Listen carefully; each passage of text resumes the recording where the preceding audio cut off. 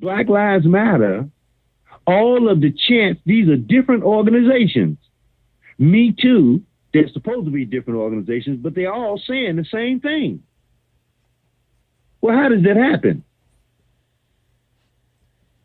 Somebody's being programmed. That's how it happened. So let's go on. They say, in the modern secular age, this means worship of the state religion, which incorporates the doctrine of submission to the masters of the system of public subsidy, private profit called free enterprise. The people must be kept in ignorance, reduced to jingoist incantations for their own good. And like the Grand Inquisitor, who employs the forces of miracle, mystery, and authority to conquer and hold captive forever the conscience of these infinite rebels for their happiness, and to not deny them the freedom of choice, they so fear and despise. So the cool observers must create necessary illusions and emotionally potent oversimplifications that keep the ignorant and stupid masses disciplined and content. Now, back in the day, they referred to it as bread and circuses.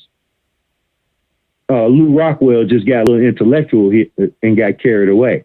He's basically saying to get you to buy into your own slavery and submission through bread and circuses, give you a little something to eat and some entertainment, and you're happy. You ain't finna fight nothing, because you've been sold this illusion as freedom. Okay?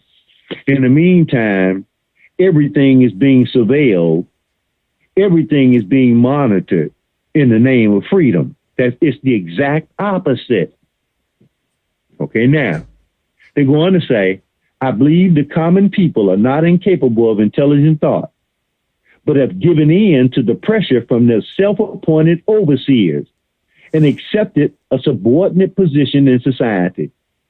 They've been programmed to suppress their curiosity and therefore have chosen to hide from responsibility.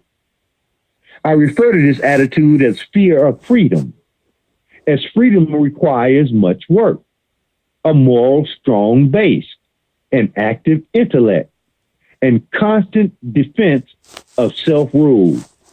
It's difficult to achieve and even more difficult to keep. So most are willing to take the easy way. By doing so, tyranny of the masses is always the resulting societal structure. They say what the common people perceive as freedom is in reality a type of controlled servitude. While this should be easily recognized, it's not. And this is mainly due to a fear of the truth. So pretending that the threat doesn't exist allows the underclass to avoid conflict, but only temporarily. This avoidance is a natural protection measure. But in the case of a slave society, this hiding from responsibility by the people will become deadly eventually. That's where we are right now. Okay? They say the monopoly of power held by the few is all consuming, and the ultimate control is getting closer to fruition. It's been affected over long periods of time through incremental measures. It didn't happen overnight, but over centuries. And the final objectives that are desired are now within sight. This is the most dangerous time for man as I see it, as the elite design is to be placed in the hands of the so-called chosen experts with power over the entire world economy. All economic decisions are to be made or are to be based on a control allocation for society. That's the social credit system, family. All right? Well, you won't own anything under the democratic socialism model. Okay? You forget about acquiring wealth. The new system of tax law basically means you'll never acquire wealth, nor will you ever own anything. Okay? That's what they're trying to put in place.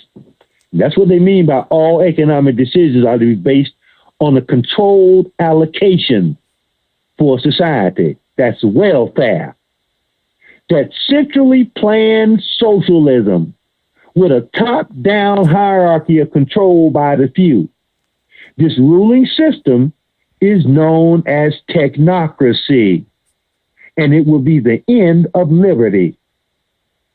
And let me add this, family. That's just before they officially announced the removal of the current carbon and water-based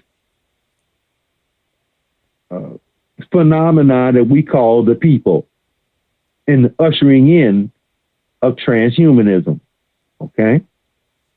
That year is to begin in 2020. Now, keep in mind now, Ocasio-Cortez says 12 years last year. That's 2018. That would be 2030. That's the 2030 agenda. Keep in mind, she is, you can go pull it up.